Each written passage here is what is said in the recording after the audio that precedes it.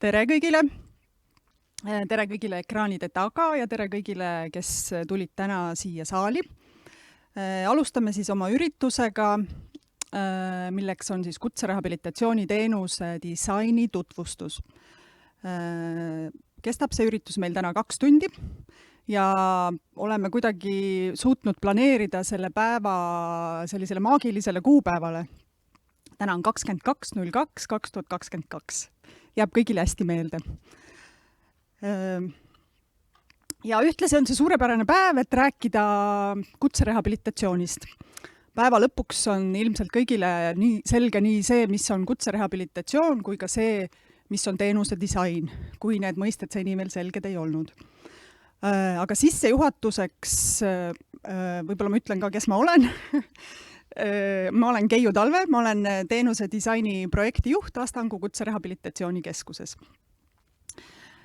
Ja võib-olla päeva sissejuhatuseks siis nii palju, et me hakkame täna rääkima sellisest teemast, mis tegelikult õpilase jaoks võiks olla ja on nähtamatu. Kui õpilane käib kutsekoolis või ükskõik mis koolis ja ta ei tunneta eraldi tugisüsteemi olemasolu, siis on kõik hästi. Kui tal aga on mingisugused probleemid, alates sellest, kui ta alles otsib endale eriala, või sellest, kui ta hakkab kooli sisse astuma või seal koolis viibib, nii kui mingid tõrked või probleemid tekivad, siis tegelikult on jama majas. See tähendab, et tugiprotsess ei toimi. Nii et õpilase heaolu jaoks tegelikult võiks olla kogu tugisüsteem ja kogu ka kutserehabilitatsiooniprotsess nähtamatu. Et seda me ilmselt teame kõik, et kutsekooli kui tulevad kas siis erivajadusega õppijad või ükskõik millised õppijad, kui nad astuvad sisse ja kui nende käest küsitakse, kas nad on saanud varem tugiteenuseid või milliseid tugiteenuseid neile on osutatud, siis nad tihti ei oska vastata, sellepärast et nad ei erista neid sekkumisi, kas psühholoogi juures käimist või sotsiaalpedagoogi või eripedagoogi tööd. Nad ei oska hinnata, et see on kuidagi eriline, kui see kool ise ei ole just neid spetsiaalselt rõhutanud. Tema jaoks oligi see tavapärane õpe. Võib-olla mõnda ainet õppis väikeklassis, võib-olla käis kord nädalas mõne spetsialisti juures, aga see oligi tema jaoks nagu tavaline koolipäev. Et ta ei võrdle ennast ilmtingimata teistega, kes seda teenust või seda sekkumist ei saa. Nii et tegelikult need järgmised 2 tundi räägime siis millestki, mis on nähtamatu.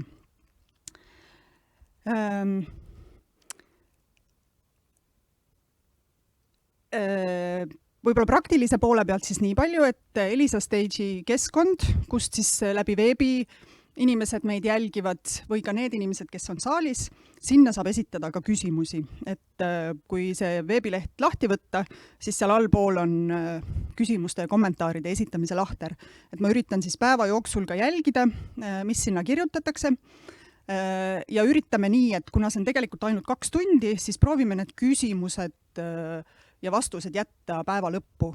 Et pärast seda, kui me oleme muud teemad läbi käinud. Nii et tegelikult on aega neid küsimusi ja mõtteid sinna esitada.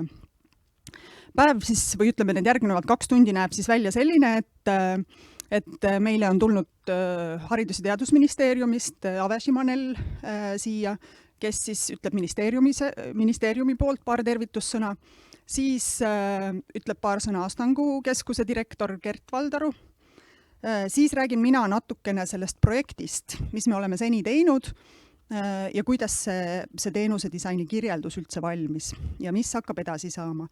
Ja siis suurema osa ajast räägivad meile siis, õigemini räägib meile teenuse disainer Margus ja siis lõpus loodame, et jääb aega küsimuste ja vastuste jaoks. Ehk siis üsna intensiivne järgnev paar tundi ilma vahepausita, ehk siis võileib ja kohv tuleb praegu kohe valmis panna ja proovime siis kenasti lõpuni vedada.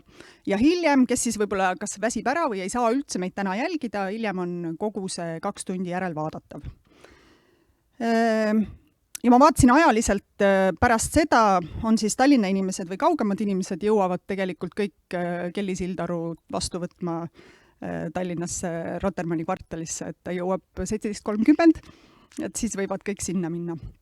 Aga ma usun, et võibki alustada. Ave, palun.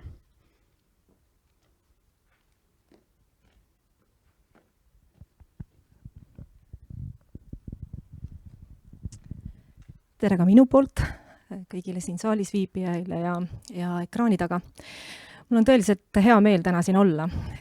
Mäletan seda päeva, kui ma tulin ministeeriumisse, võttis minuga Keiu, ma ei teagi, vist olin paar nädalat saanud tööl olla, kui Keiu ütles, et tead, saadab mulle kirja, et on selline väga äge tegevus neil, et teenuse disain. See on väga kihvt.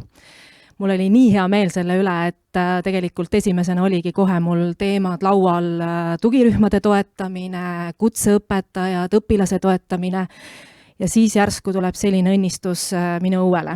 Aitäh selle eest! Mul oli hea meel kuulda, kui sa ütlesid seda, et see protsess on nähtamatu. Tõesti, tegelikult ei ole ju oluline see, et kuidas õpilane nüüd peaks teadma täpselt, kuhu ta sellel või teisel kohal peab liikuma, vaid oluline on see, et kuidas meie tema ümber koostöös läbime seda teekonda, mis me oleme ette võtnud. Mul oli suur au selle dokumendiga tutvuda ja mul oli hea tõdeda seal seda, et oli toodud välja just sellised ka lahenduskohad, et mis on see, mida saaksime meie täna siin kõik teha. Ja just teha nii, et see õpilasel ja meil endil oleks võimalik õnnestuda selles protsessis, selles nähtamatus protsessis heas mõttes. Ja muidugi oli ka seda tõdemust, mida me tegelikult teame juba pikaaegselt, et kui olulisel kohal on täna info, kui olulisel kohal on täna eeltöö. Just see, et kui räägime täna haridustasemete vahel liikumisest, räägime sellest koostööst erinevate osapooltega. Siin kindlasti me ei tohi unustada ära lapsevanemat, me ei tohi kindlasti ära unustada meie enda asutuse siseses olenevaid osapooli ja kindlasti ka seda, et mõelda laiemalt sellele, et täna ta ju lõpetab meie kooli ja ta läheb edasi. Siis tegelikult ju meie vastutame tema liikumise eest. Ja see on minu arvates üks väga oluline samm selles suunas, et me kõik koos saame teha selle tegevuse õpilase õnnestumisel heas mõttes nagu koostöös nii, et tunnen huvi, kuidas tal läheb või kuidas meil läheb. Ja võib-olla ongi mõnes kohas esitada küsimusi, miks, milleks, kellele ja kuidas. Ja kui tulla korra veel siia dokumendi juurde, siis ma tänan kõiki neid, kes sinna panustasid, sest minu arvates on seal välja toodud väga olulised sellised kohad, mida me saame parandada. Ja see on see koht, mis on täna kirjas ja ta on ametlikult kirjas. Ja see on see, mida me saame täna kõik koos paremaks teha. Aitäh teile ja edu meile!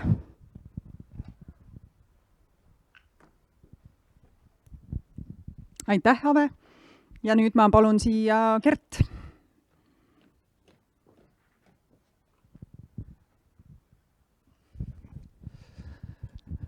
Tere ka minu poolt.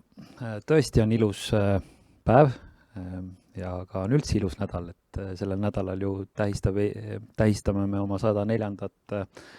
aastapäeva Eesti Vabariigi puhul ja ma arvan, et see on ikkagi väga võimas, et meie siin täna saame arutada kutserotatsiooni teenuse disaini üle samal ajal kui kuskil siin üsna meie lähedal on tankid piiri peal ja inimesed peavad tegelema hoopis teiste teemadega.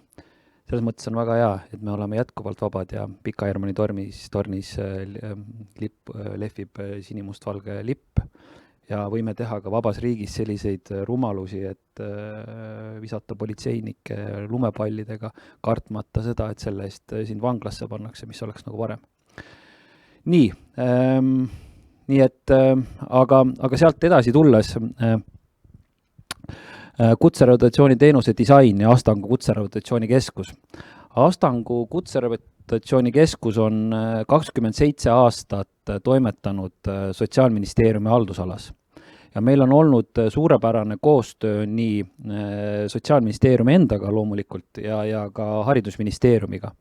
kus me oleme püüdnud leida lahendusi tööealistele inimestele, kes vajavad veidi rohkem tuge võib-olla kui iga tavaline või iga inimene. Et kuidas pakkuda neile erinevaid tuge ja oskust ja teadmist, et ta siin ühiskonnas oleks õnnelik ja rõõmus. Ja me ühelt poolt, kui me selle teenuse disaini projektini nagu jõudsime, siis see ongi see, millest ma nagu kirjeldasin, et me igapäevaselt teeme Astangu keskuses tööd selle nimel, et otsida erinevaid lahendusi ja võimalusi inimestele tuge pakkumaks, kes seda nagu vajavad, et nad saaksid iseseisvamalt elus hakkama. Ma arvan, et võib-olla veel kuulajatel ja vaatajatel on huvitav teada, et kuidas me siis täpsemalt selle projektini nagu jõudsime. Et ma arvan, see projekt on nagu hea näide ühelt poolt sellest, kuidas selleks, et tulla nagu algusse, peab alguses minema lõppu. Me Astangu keskuses oma tiimiga analüüsime pidevalt, mis toimub kutseõppes erivajadustega inimestega ja me ühelt poolt märkasime ja me teadsime seda ka muidugi pidevalt, aga kui sa nagu kogu aeg analüüsid ja vaatad numbritele otsa, siis ühelt poolt hakkavad ka rohkem hakkavad küsimused tekkima.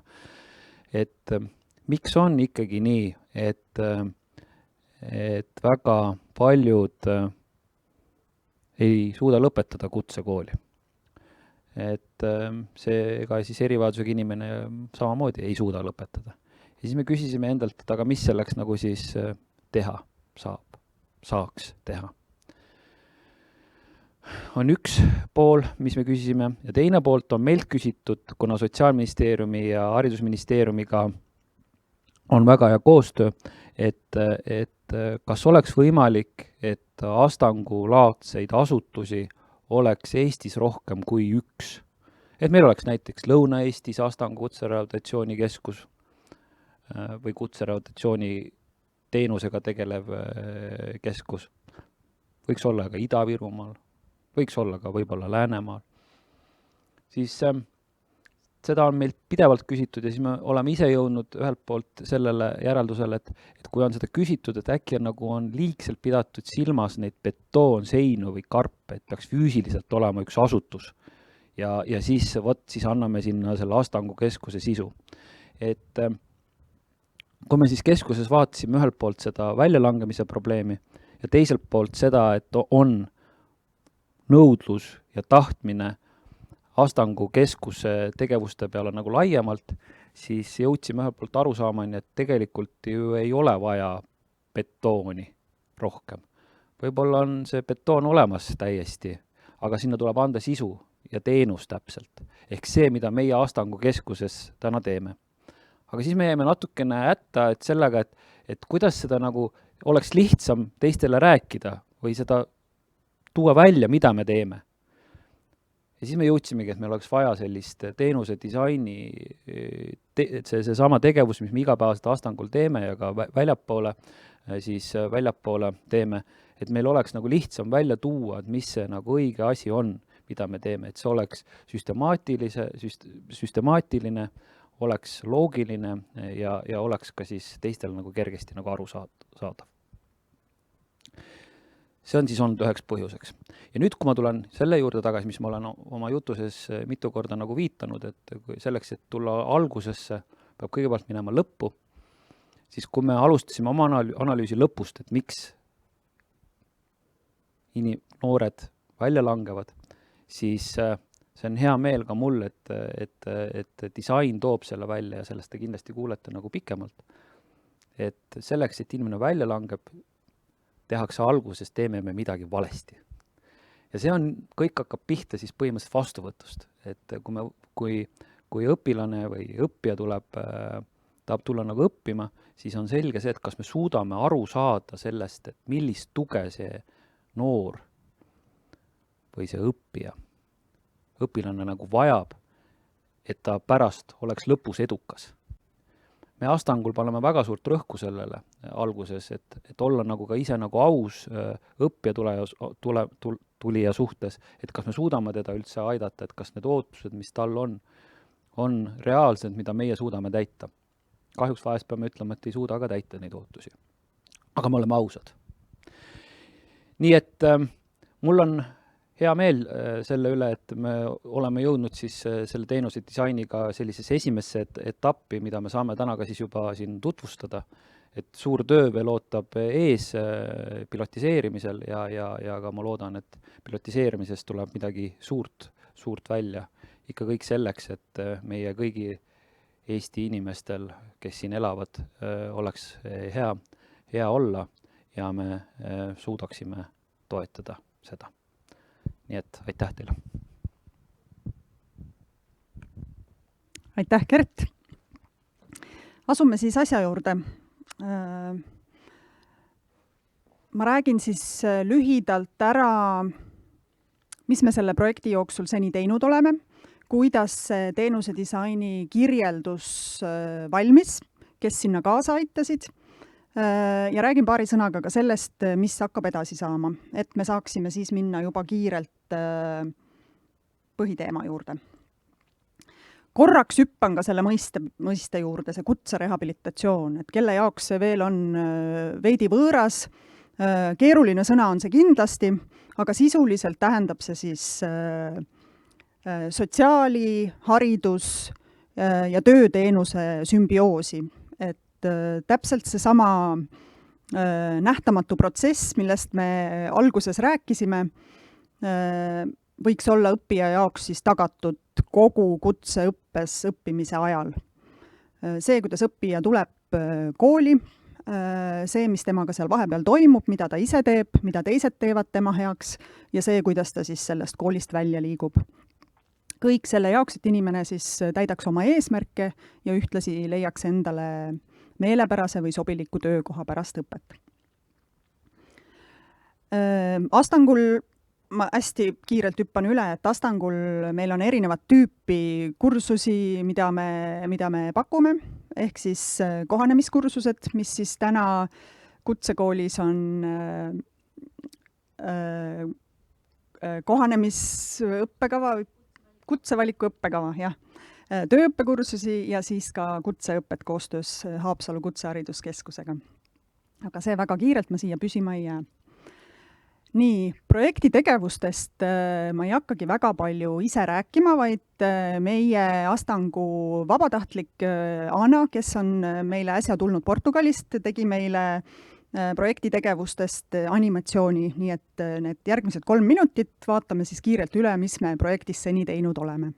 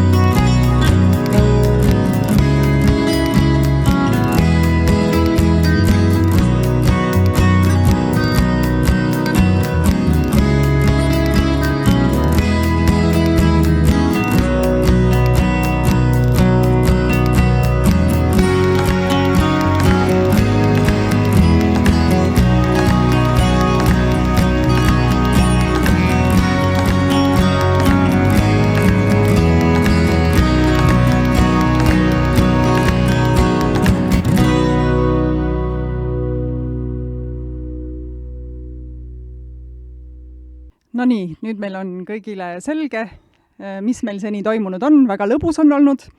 Nagu nägite, oleme maitsnud nii kompotti kui kokandusõpilaste lõunasööke. Ja seda kõike ikka selle jaoks, et erinevad õppijad saaksid tööoskusi omandada üle Eesti sellises kutseõppeasutuses, kus nad ise valivad, et nad tahaksid õppida. Nii. Nüüd selleks, et me siia oleme jõudnud selle teenusedisaini kirjelduseni, mis enne ka Ave sõnavõtus mitu korda läbi käis, et tema on seda dokumenti juba näinud, see tähendab seda, et see kirjeldus saab olema dokumendina ja see saab olema ka märtsist alates kättesaadav kõikidele huvilistele, et praegu on see lõppversioon veel töös, nii et peagi on tulemas. Aga selleks, et esialgset infot üldse kokku saada, et saada aru, millest me räägime, kui me üldse räägime teenuse disainist või kui me räägime HEV-õppija võimalikust teekonnast kutsehariduses, siis eelmisel aastal valmis meil ka tegelikult analüüs.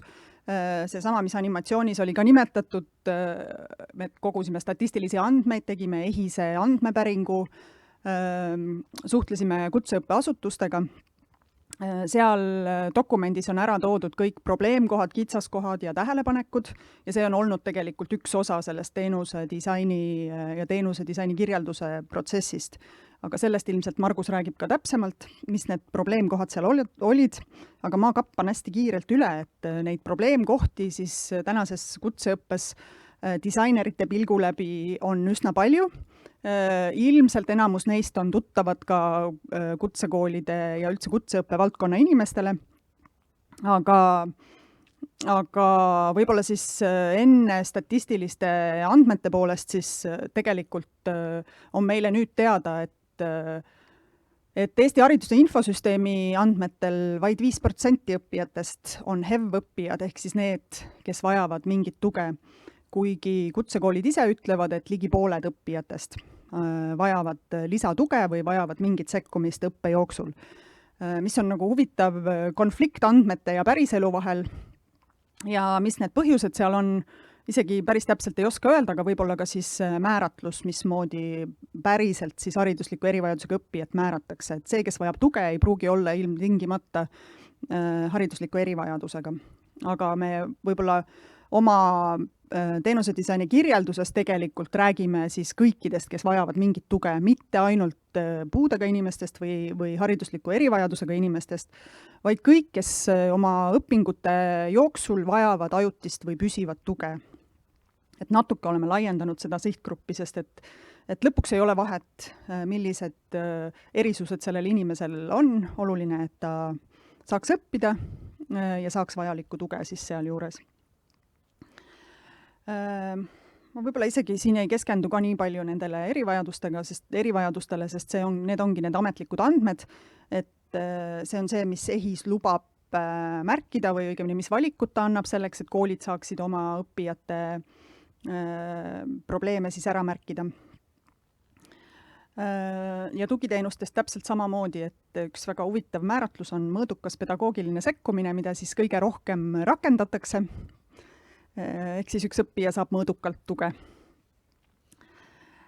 Aga kitsaskohtade juurest siis hästi kiirelt hüppan üle siin, et kui me räägime võib-olla õpiteekonnast, kui me räägime ühe õppija ütleme sellisest õmblusteta kooliteest, et kui ta tuleb kas põhikoolist või tuleb ta gümnaasiumist kutsekooli, siis tegelikult see üleminek võiks ju olla sujuv, et põhikooli lõpus või isegi juba enne lõppu tuleb mõelda selle peale, mis saab edasi. Ja tegelikult õppija jaoks algab kogu protsess sellest, kust ta saab infot, millises keeles ja kui arusaadavalt see info on esitatud ja mis ta sellega peale saab hakata. Et see protsess tegelikult algab palju varem kui siis, kui inimene juba kutsekoolis on. Nii et tegelikult ka oma kirjeldustes me ikkagi natukene räägime protsessist enne seda, kui inimene on juba vastu võetud kutseõppeasutusse. Aga alates siis kooli mainest, nii vanemate kui ühiskonna hoiakutest üleüldse, info liikumisest, õpilünkadest, praktikakohtadest, tööturust ja tööandjate valmisolekust võtta tööle erinevaid inimesi. Ja nii edasi ja nii edasi. Ja muidugi me ei saa jätta tähelepanuta fakti, et ikkagi HEV-õppijate arv või nende tuge vajavate õppijate arv pidevalt kasvab. Et see sihtgrupp ikkagi see, kes meie õppijad, kes liiguvad edasi, ükskõik, on see siis ülikooli või kutsekooli või Eestist välja või et see sihtgrupp on nii palju muutunud, et me paratamatult peame nende muutustega kaasa minema. Nii. Ja peamistest tähelepanekutest ma siis keskendun ainult 3 siin, et mitte rutata ette. Aga minu lemmiksõnum tegelikult, mida me teenuse disaini protsessi jooksul ühest disainer Marguselt kuulsime, tema enda tähelepanek see, et tegelikult see, mis on hea HEV-õppijale, on hea kõigile. Et me loome kogu aeg paralleelsüsteemi haridusliku erivajadusega õppijate jaoks, selle asemel, et kohelda kõiki õppijaid võrdselt ja pakkuda tuge kõikidele võrdselt. Et me oleme loonud süsteemi nii-öelda normaalsete õppijate järgi ja siis üritame seal kõrval toetada teisi, aga tegelikult tänapäeval ka need nii-öelda normaalsed või need väga hästi hakkama saavad tublid õpilased võivad ajutiselt või püsivalt vajada mingit tuge. Et see on nagu suures osas ikkagi mõtteviisi muutus, et me ei looks mitut süsteemi selle asemel, et meil oleks üks süsteem kõigile. Teiseks vastutuse küsimus, et kui üks kool on otsustanud vastu võtta just haridusliku erivajadusega, võib-olla ka neid nii-öelda raskemaid lapsi, kes on võib-olla põhikoolis lõpetanud lihtsustatud või toimetuleku õppekava, siis see on tegelikult ka kooli vastutus. Et kui selle õppijaga käivad kaasas paratamatult teistsugused õpetamismeetodid või rohkem tugiteenuseid, siis ka kutsekooliga me ei saa sellest kõrvale vaadata ja tegelikult peaksime võtma vastutuse siis kogu õpiprotsessi eest. Et see on üsna oluline küsimus, et selle pearaha kõrval tuleb selle õppijaga kaasa ka ikkagi palju rohkemat, mida kool peaks või võiks teha. Ja kolmandaks, seda ma tegelikult juba võib-olla eelmise slaidi juures natuke puudutasin, just see, et kui sihtgrupp on muutunud, siis me peame ikkagi ise selle muutusega kaasa minema, et meil ei ole mõtet hoida kinni sellest vanast süsteemist või vanast lähenemisest, vaid selleks, et õppijate vajadusi suuta rahuldada või neile tänapäevaste meetoditega õpetada tööoskusi, et nad saaksid ka tänapäevastes organisatsioonides töötades hakkama, siis me peame paratamatult ise muutuma. Ja kõige selle taustal on mul tegelikult õudselt hea meel, et kui me disainiprotsessi jooksul külastasime ka kutsekoolis, me nägime väga palju toredat. Me nägime, kuidas tegelikult on koole, kes on väga palju pingutanud, et õppijaid vastu võtta, et neid õpetada, kuidas nad neid õppijaid toetavad, kui toredaid metoodikaid nad kasutavad, kui ägedaid nagu lähenemisi ja neid tuleks kindlasti omavahel jagada, et seda head praktikat, mis meil on, ei saaks hoida kinni ainult ühes koolis, vaid seda kindlasti tuleks jagada.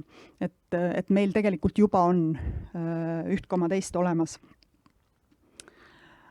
Ja nüüd paari sõnaga vaid sellest, mis nüüd edasi saab, nagu Gert juba mainis, siis me peale selle teenuse disaini kirjelduse valmimist alustame piloteerimist, ehk siis meil on juba andnud endast märku üsna mitu kutseõppeasutust, kes siis sooviksid katsetada sedasama kutserehabilitatsiooni teenuse rakendamist oma koolis ja kohe nüüd pärast seda üritust lähinädalatel proovime siis jõuda ka kokkuleppele nende koolidega, kuidas moodi me seda protsessi hakkame läbi viima, kui palju õppijaid või õppegruppe või selles protsessis saab kaasatud olema ja mida siis koolid ka vajavad Astangu poolt, et see asi tehtud saaks. Ja kõige selle jooksul me saame täiendada teenuse disaini kirjeldust, et siis tegelikult järgmise aasta suveks juba saaks nii-öelda see piloteeritud või katsetatud protsessikirjeldus valmis ja et seda edaspidi siis on igal koolil võimalik ka kasutada või rakendada. just sellel eesmärgil, et võimalikult hästi toetada siis õppijaid oma koolis. Nii et see projekt kestabki meil suveni järgmine aasta. Ja ma lõpetaks võib-olla sellise slaidiga, et ega meil ei ole mujale minna kui ainult ülespoole, et ise õpime selle protsessi jooksul, loodame, et ka koolid õpivad ja kõik siis ühise eesmärgi nimel. Nii, aitäh kõigile kuulajatele ja ma nüüd annakski sõna meie tänase põhiettekandjale Margusele ja järgnevad umbes 1,5 tundi sisustab Margus kenasti meie aega. Mul see asi peaks nüüd töötama vist, jah. Nii, aga siis leiame oma ettekande üles. Niimoodi, tere, minu nimi on siis Margus Klaar ja tegelikult Maret, kellega me tegelikult seda kõike koos tegime, ma saan aru, meid animeeriti täna, et ma pole kunagi animeeritud olnud, see oli nagu äge. Et räägin siis nüüd lühidalt esiteks ära, mis asi on teenuse disain, et oleks mingi kontekst. Räägin ära seda, mida me tegelikult tegime, kuidas see protsess välja nägi ja siis mis järeldusteni me tulime. Ja loodan, et see on kaasakiskuv ja huvitav ja tore. Lühidalt brand manualist lihtsalt, et panna selle märgi maha. Me oleme töötanud hästi palju erineva avaliku sektori projektidega, koolitanud, õpetanud, õppinud rohkem kui koolitanud kindlasti. Ja nii siis ka erasektoris teinud erinevaid teenuse disaini ja brändingu projekte ja võib-olla kõige kuulsam, kui rääkida ühest, mida kõik teavad, on, et Apollo oli kunagi üks raamatupood, tänaseks on kõige suurem meelelahutuskett Baltikumis, et see tuli ka lihtsast küsimusest, aga millega inimesed oma aega sisustavad, mitte ainult raamatud. Et siis lühidalt, mis asi on teenuse disain, et anda nagu konteksti sellele teemale. Et kui mõelda teenuse disaini peale, siis meil on niisugune olukord, igaüks tunneb ära, et trammi peatus kusagil ja siis on üks koht, kus inimesed ootavad ja siis on üks koht, kuhu on välja mõeldud, et tegelikult pannakse info, et mida inimesed vajavad ja siis on see vanaviis, kuidas asju teha, et oluline info asub seal tahvli otsas 10 meetrit eemal. Et teenuse disain, kui mõelda lihtsalt praktiliselt lihutaks selle olulise info sinna, kus inimene tegelikult on, et inimene ei pea õppima, süsteem peab õppima inimese järgi. Et ei ole raketiteadus. Ja ma arvan, et selles mõttes kõik, mida ma räägin, ja nii nagu Keiu ütles, et ega me selles mõttes uut ei leidnud, ei leiutanud, vaid me kaevasime välja see, mis on ja panime süsteemi. Ja see ongi see lahendus, mis siit välja tuleb. Ja see lahendus põhineb sellel äratundmisel, et see, mis meile tundub raske, tegelikult ei ole see, mis inimestele oluline on. See, et me ehitame rongisüsteemi, on kõik väga tore, aga kui ma ei tea, millal rong tuleb, siis mul on sellest süsteemist 0 kasu. Et siis see informatsioon, see kasutaja pool on see, mida me vaatame. Mis on inimesele oluline ja kuidas siis süsteem seda teenindab, mitte see, me oleme süsteemi leiutanud ja kuidas me inimese siia sisse paneme. See ei ole suur mõttenihe, aga see mõttenihe on raske, seepärast kui sa midagi teed, sinu tegevus nõuab jube palju auru ja vaeva ja siis lõpptulemus, kas see on ka kasutatav, see jõuab nagu lõpptulemuseni ja siis hakkab seal ümber parandama. Et meil on üks mantra ja mantra on selles mõttes lihtne, et asjad peaksid töötama nii, nagu inimesed eeldavad, nad töötavad ja kui see nii ei ole, siis inimene peab hakkama õppima ja kui inimene ei leia, et see väga oluline on või ta ei saa aru, miks see on oluline, siis ta valib, et mitte õppida, mitte teha, läheb lahku või ei osta, ei kasuta. Et tööprotsess on meil selline, meil pole õrna aimugi, mis me teeme, aga me hakkame kaevama. Ja läbi selle kaevamise me jõuame väikeste tõdedeni, mis kokku jõuavad ühe plaanini, mida on võimalik ellu viia. Kui teha nii nagu tavaliselt, siis reeglina me istume maha mingitesse koosolekuruumidesse, otsustame, mis asi on tähtis, hakkame ellu viima ja siis, kui see asi ei tööta, siis me hakkame parandama. Ja siis me loome reegleid erandite peale, mille peale me loome veel reegleid, mis tekitab veel erandeid ja see asi läheb jube keeruliseks ja pärast keegi ei saa aru enam, kuidas mis töötab, aga kuna me oleme jube palju investeerinud vaeva ja aega sellesse, siis selle muutmine on ka vastumeelne. Et selles mõttes see tagurpidi töötamine tegelikult töötab päris hästi.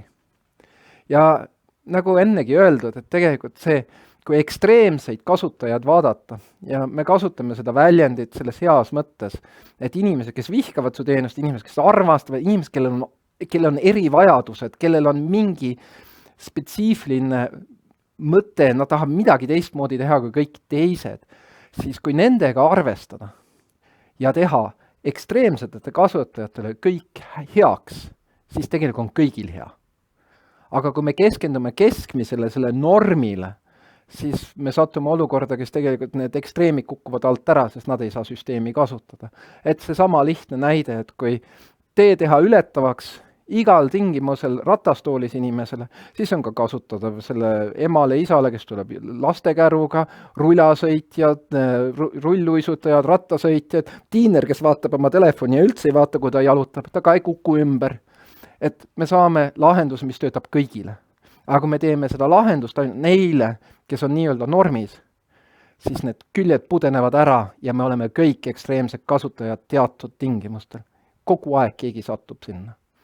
Et see on see metoodika ja mõtteviis, mis käib teenuse disainiga kaasas ja sellel on ainult üks küsimus, et kui me teeme tööd, me ei küsi mida, me küsime miks. Miks nii on, miks see hea on, miks see halb on, miks. Mitte mida, mitte kuidas, mitte kellele, miks. Et see on lühikene sissejuhatus sellesse teemasse, et annab natuke konteksti. Et meie ülesanne siis oli tegelikult selline, et võtta selle kutserehabilitatsiooni teenuse ja disaini teda üle-eestiliseks teenuseks HEV-õppijatele, teha üks alusanalüüs sellele, mis tegelikult hetkel toimub, siis kes on, kus on, kuidas on ja mis teenuseid on vaja, ja siis sinna peale ehitada siis selle süsteemi, et saada aru, mis neil tegelikult vaja on ja kuidas neid siis tegelikult kaasa aidata. Et niisugune ülesanne iseenesest jube põnev, nagu päriselt, niisugused teemad on toredad, pole õrna aimu, kuidas neid lahendama hakata. Aga kuhu me siis jõudsime ja see on natuke see lõpp-pilt ja ma ei hakka siin pikalt peatuma, see vist on jube kirju ja jube detailirohke, aga tegelikult kutseharidus on teekond. Ehk see teekond, kui lihtsustada seda, siis ta tuleb põhikoolist. Ta teeb mingi taotluse, ta üritab kusagile sisse astuda, saadab mingid dokumente vasakule ja paremale, siis tuleb kooliaasta algus, kus kõik on uus ja äge ja kihvt ja tore ja siis peab hakkama õppima ja siis on vabadus ja oi, uued sõbrad ja lähme teeme seda, teist ja kolmandat. Ja siis asjad võivad või võib mitte hakata lappama, siin tekib see korduv protsess, mis on tegelikult lihtsalt õppetöö, mis siis käib ja käib ja käib. Lõpuks peaks jõudma praktikale ja tegelikult lõpuks peaks tööle minema. Ja siis need osapooled on siin jämedalt pandud, on õpilane, põhikool, kutsekool, tööandja ja siis taustas on veel erinevad süsteemid, Sotsiaalministeeriumid, Haridusministeeriumid ja nii edasi, nii edasi, nii edasi. Et see on see teekond, mida see läbib. Aga kui mõelda, siis tegelikult meil on ka veel algkool seal ees. Ja tegelikult meil on ka veel lasteaed seal ees. Ja kui mõelda puht praktiliselt, siis tegelikult need probleemid, mis välja löövad kutsehariduses, siis need tekivad ju enne. Aga seda me ei lahenda siin, aga sellele mitte tähelepanu pöörata tegelikult viib selleni, et kusagil see probleem tegelikult tekib ja me ei tegele sellega. Ehk siis sellest alusanalüüsist nüüd. Mida me tegime siis? Esiteks me läksime Astangusse ja rääkisime, vaatasime, istusime, lugesime hästi palju. Ja siis me käisime teistes kutsekoolides. Me käisime Tartus, Räpinas, Tallinnas, erinevates koolides, Ida-Virumaal, Haapsalus, et aru saada, mis siis seal toimub. Et võrrelda, et aru saada, mis on eriline Astangus ja mis on eriline teistes ja mida kõik teevad ja mis on hea ja mis on halb. Ja me tegelikult jõudsime ühe sõnastuseni. Me jõudsime ühe hüpoteesini, mida me hakkasime siis valideerima. Ja see valideerimine, see hüpotees oli tegelikult see, et kõige suurem väljakutse on aru saada, kes kooli tuleb. Ja selle paika saada, et kas tal on mingi erivajadus, kas ta tegelikult sai lisatuge enne, kas tal on keel korras, kas on mataga, kus need lüngad tegelikult on. Ja kui seda teada ei saa ja eeldada, et kõik on normis, siis juhtuvad ju asjad ühel hetkel igal juhul. Kui ma ei oska, ma ei hakka ju seda, see teadmine ei tule ju kusagilt, see peab ju kusagilt, keegi peab õpetama. Ja siis ongi see väljakutse, et aru saada, kes seda lisatuge tegelikkuses vajab. Ja see varajane toe vajaduse märkamine ongi see ja nendega siis nagu kohe tegeleda aitab väljalangemist vältida. Pole raketiteadus. Aga sinna jõuda, et kuidas siis seda teha. Ja siis me hakkasime, kus need kitsaskohad siis tekivad. Et need enne seda kutseõpet, see, mis tuli paljudest vestlustest välja, on see, et kusagil on mingi kala. Et tuled kutseõppesse, see on tegelikult tunnistusel, on nagu normaalsed hinded, aga tegelikult sa ei oska. Ja siis sa satud hätta ja kui see eriala, mida sa tahad õppida, nõuab matemaatikast arusaamist, aga sa tegemata ei ole okei, siis see ei tööta. Ja see teine küsimus see eesti keelega, et ma saan aru, et 1000 tundi nühitakse pinki, õpitakse eesti keelt kui võõrkeel ja siis tullakse sealt välja, ei oska eesti keelt, siis on probleem. Aga kui sa pead lugema manuaale ja masinatest arusaamine, siis see ju ei tööta. Ja mis on ka, et see tuli välja korduvalt, on see karjäärinõustamine. Noor ei tea ju, mida ta tahab. Tegelikult ausalt, kes teadis, kui ta oli 15, mida ta tahab teha oma eluga. Ma küll ei teadnud, ma jõudsin ülikooli välja, ma ikka ei teadnud. Et see on, ja kui see karjäärinõustamine ja mis on võimalused ja mida tegelikult saab teha ja mida nendes kutsekoolides saab teha, siis ma ei oska valida. Ma valin midagigi, sellepärast ühiskonna surve on see, ma pean minema edasi. Ja siis tekib ju see omaette probleem sinna otsa. Ja see on nüüd Sotsiaalministeeriumi, ma üks teise projektiga seas leidsin ühes dokumendis niisuguse tsitaadi. Et see karjääriõppesüsteem on välja arendamata ja ei ole prioriteetne. Jutumärkides ei tegele selle teemaga. Siis see õpilane ju ei saa seda teadmist, mis need võimalused on. Ja kui küsida, mul on juhtumisi 15-aastane kodus, mis on need ametid, mis on huvitavad, siis ta oskab ju võtta ainult selle järgi, mida ta on näinud ümber ringi. Aga need spetsiaalsed erialad, ma ei tea, niisugune asi nagu teenuse disainer, mitte keegi ei tea niisugust eriala õppima minna, mis asi see üldse on, pole kuulnudki. Aga tegelikult sellega tegelevad päris paljud inimesed tänaseks. Ja siis tuleb see teine teema, et nad lähevad sinna kutsekooli kodulehtedele ja vaatavad, mis seal õppida saab ja nad ei saa täpselt aru, mis need asjad tähendavad. Et see toru lukksepp 4. kategoorias astmes, mida teeb üks lukksepp toruga? See terminoloogia juba läheb natuke veidraks, et kus see lukk seal on. Et ja see temaatika selle mainega.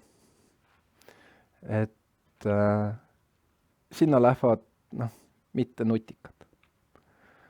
Ja see ei ole ja ütleme, mis ma olen jällegi teise projektiga raames saanud aru, et kutsekoolid ei pääse ligi koolidesse ennast esitlema, kus koolis on ka gümnaasium küljes.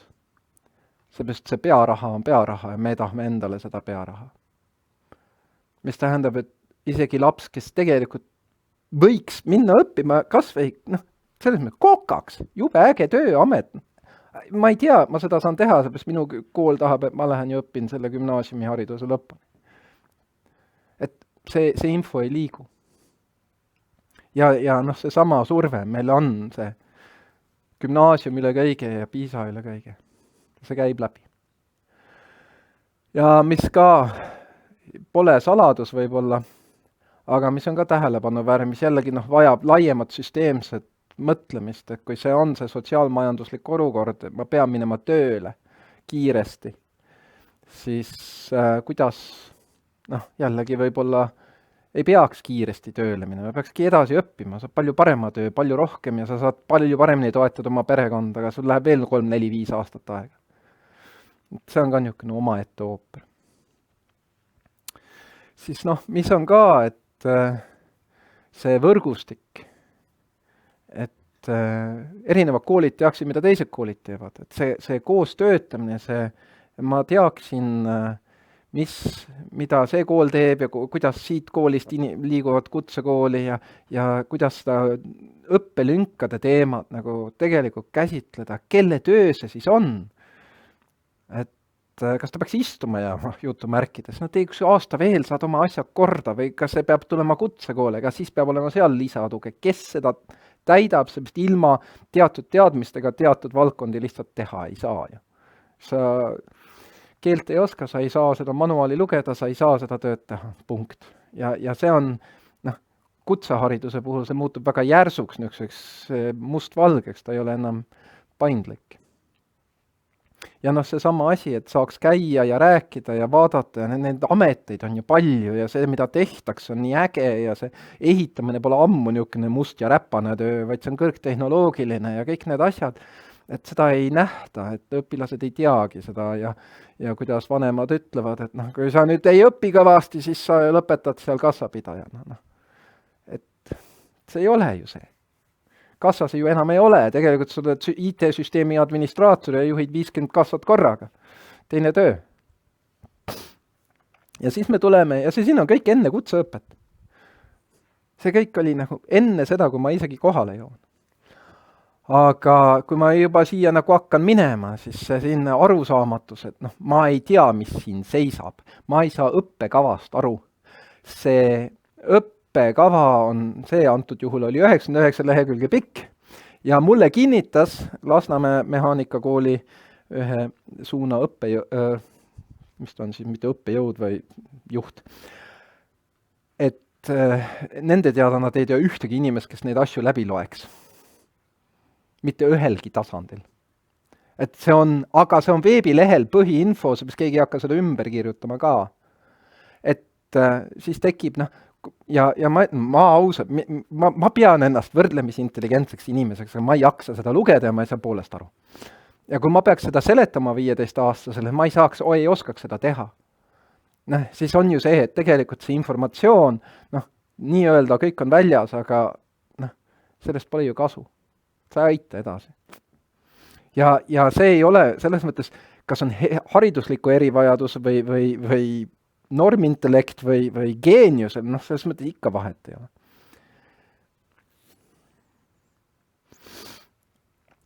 See siin tasemete klassifikatsioonid on ka niisugune asi, et sellest ei saa ka väga hästi aru, et mis see siis oskus on, kui ma välja tulen 3., 4., 5., 6., 7., 8. aste, kuidas see asi täpselt töötab. See on ka nii võrdväärne, et see inspireeriv, et see on niisugune turunduslik lähendamine, et sa teed seda, siis sa oled see äge inimene, või sa teed seda, siis sa oled nagu Gordon Ramsay, see on ju see, mis sa tahad olla. Ei, aga niisugune võrdväärne, et see on need ametid ja niisuguseid töid saad teha. Ja selle kohta on tegelikult Harno ise ka juba teinud uuringu. Et see ei ole nii, et me kaevaks midagi täiesti uut ja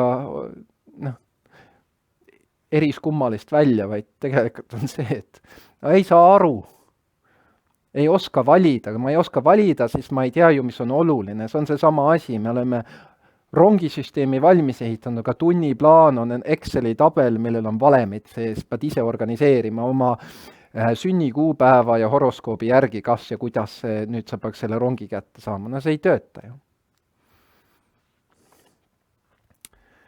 Ja siis jällegi, kus on temaatika on see, et see vestlus on tihtipeale väga lühike. Ma tulen sinna kutsekooli, see on natuke niisugune, üritame aru saada, kas see on see eriala, mida sa tahad, kas see on tõesti see, mis sa mõtlesid ja nii edasi, aga tegelikult me ei saa temast aru kui inimene, me saame temast aru kui see homo sapiens, see on see, kus sul istub ja räägime temaga, saame enam-vähem pihta, aga me tegelikult ei seo tema mõtteid ja eesmärke sellega, mida tahaks õppida.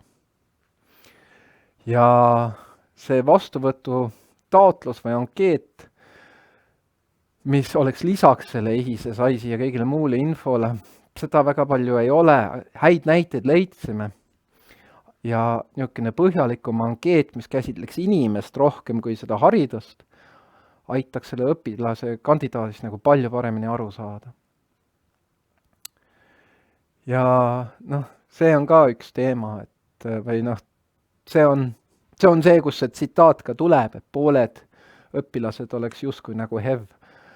Et see erivajaduse märge, see klassifikatsioonid nii, nagu nad on, versus see, kuidas nad on nagu inimesed, kõikide oma, meil on kõigil mingil määral ADHD ja mis on siis see OCD ja kõik muud asjad, et me ei tuvasta seda selle pooletunnise vestlusega, aga tegelikult meil on vaja jahtida seda, et aru saada, kas see laps, kui ta sai peale igat tundi õpetaja aitas mulle sellest õppetööst aru saada ja tegi seda iga tunni järgi, siis on täiesti normaalne õppetöö tema jaoks, ta käis koolis.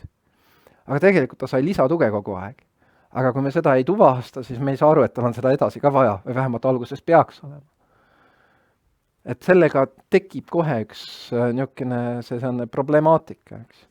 Siin on väga palju teksti, aga see, kui tal ei ole kusagil tuvastatud seda erivajadust, siis ta tuleb sinna selle tavaõppekava alusel.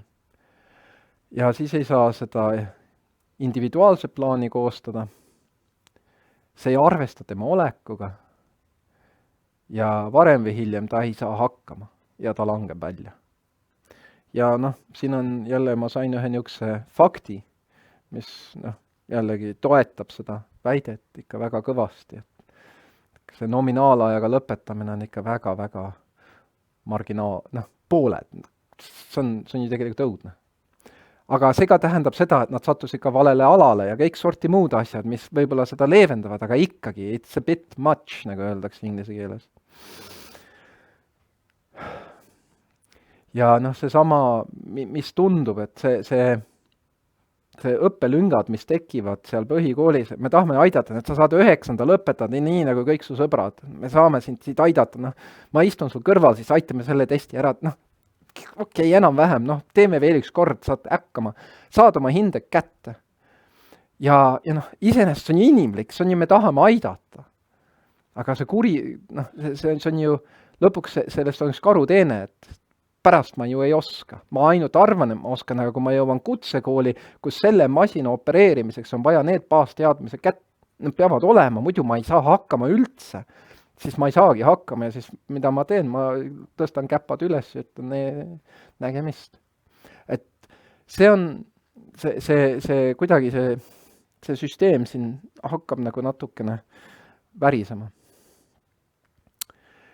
Ja mis oli ka, et see, kutsekool on ju, ma õpin kutset, et tihti peale tundub, et pärast seda kutsekooli lõpetamist me ei tegele selle rakendumisega, selle kohta info kogumisega, kas see õpilane siis teeb seda tööd, mida ta õppis ja kas ta teenib sellega raha, et kas ta on õnnelik sellega, ta on midagi muud teinud, see on üks teine asi, aga kas ta läheb ja teeb seda, mida ta õppis seal 3 aastat või 4 aastat või 1 aasta või mis on. Et kui ta seda ei tee, siis miks see on terve hariduse süsteem, mis see oli siis? Ja see on ka nagu teemaks, et kuna me ei uuri, mida nad teevad, kas nad rakenduvad, siis tekib ka küsimus lüngas, kuidas me teame, mis tegelikult tulevikus peaksid olema need alad, mida peaks õpetama ja kus need erialad tekivad. Ja see mul on lihtsalt üks näide niisugusest absurdsest tööst, mida teeb üks inimene nimega PewDiePie, ma ei tea, kas olete kuulnud, aga ta mängib arvutimänge ja kritiseerib neid, kommenteerib neid ja teenib $20 miljonit või $2 miljonit aastas sellega. Et see on töö. Et mis on uued ametid, et me ei tea isegi. 5 aastat tagasi pooled ametid, mis täna ei olnud ju. Et see asi käib ju nii kiiresti tänaseks, et seda tuleb jälgida. Et äkki ma rakendan oma teadmisi teises asjas, tekib uus valdkond, seda saab õpetada. Ja siis need kitsaskohad nende tugiteenuste osutamisel. Et esiteks jälle see vastuvõtukomisjon, et see ei saa olla õpetaja, aineõpetaja, see peab olema tugispetsialistid kaasas, see tugimeeskond ja see ankeet või küsitlus või info selle kohta, kes see õpilane on. Kui seda põhjalikumalt teha, siis on rohkem silmapaari, rohkem kõrvapaare, äkki saab aru, kes see inimene on, mitte ainult see, mis kutset ta tahab õppida. Tekib laiem pilt ja tekib süsteemsem lähenemine selle, need on need inimesed, me saame neid kuidagi hakata klassifitseerima, keda peaks aitama. Ja seda kõik teavad, eks ju, et see tugispetsialiste on vähe ja mõnedes kohtades seda rolli ja vajadust ei ole isegi prioritiseeritud, et pole nagu tähtis, et kui nad hakkama ei saa, siis nad lollid ja laisad mingi minema, et ka seda kahjuks on. Aga kindlasti seda arvestades, jälle Haapsalus kuulsad tsitaati, et pooled on tegelikult hevid. Ja kui me oleme ühe projekti teinud lasteaedadega ja nad ütlevad isegi lasteaedades, see niisugune vaimsed terviseprobleemid on juba näha. Et selles mõttes see tuleb ja see on ja läheb. Me oleme rääkinud Eesti Energiaga, kui me tegime nende kogu töötaja teekonna läbi Eesti Energia, siis nii palju, mõned on 20 aastat olnud, mõned on seal paar aastat, aga ka nemad on jõudnud järele. Tegelikult neil on need haridusliku erivajadusega töötajad. Et need on juba seal ja tegelikult nendega peab tegelema. Neil on vaja endal ka tugisüsteeme luua, sest neil on liiga palju töötajaid, see valem on liiga suur, nad peavad aitama seal kaasa. Ja see ei piisa lihtsalt sellest, et sul on tore ülemus, kes mõistab, vaid seal on vaja tegelikult tuge. Ja see on üks koht, mis on ka natuke huvitav, et kui ta saab täiskasvanuks, siis jääb see kusagil sinna kahe tooli vahele, et ei ole enam vanemad, tema saab otsustada midagi, kas ta valib või ei vali, kuidas see asi läheb edasi, tekivad omaette käärid seal. Et ja seda on vaja ka hakata mõtlema, kuidas see üleminek seal nagu sujuvalt on, kui ta on koolisüsteemis. Ja seda ma arvan, et see ei ole saladus. Mõnedes koolides hevve pole. Just, naerukoht. Aga mis on kindlasti oluline ja see on asi, millega peab, jällegi üks asi on, peaks varajalt märkama, aga siis on, kuidas ma märkan. Ehk see õpetajate õpetamine, kuidas seda toetada, kuidas nendega ümber käia ja see on ju seinast seina. See minu arusaama või meie arusaama järgi, see ei ole see klassifikatsioon, mis on see ametlik ja mis ehisesse läheb, vaid see ongi see, ma ei tea, selles mõttes ma olen haridusliku erivajadusega, minu õde ära suri, siis ma olin 2 nädalat haridusliku, tõsise erivajadusega inimene, mina ei saa mitte kellegi hakkama. See on ju vaja toetada. Ja selleks on ka see süsteem vaja. Et me oleme kõik seal varem või hiljem.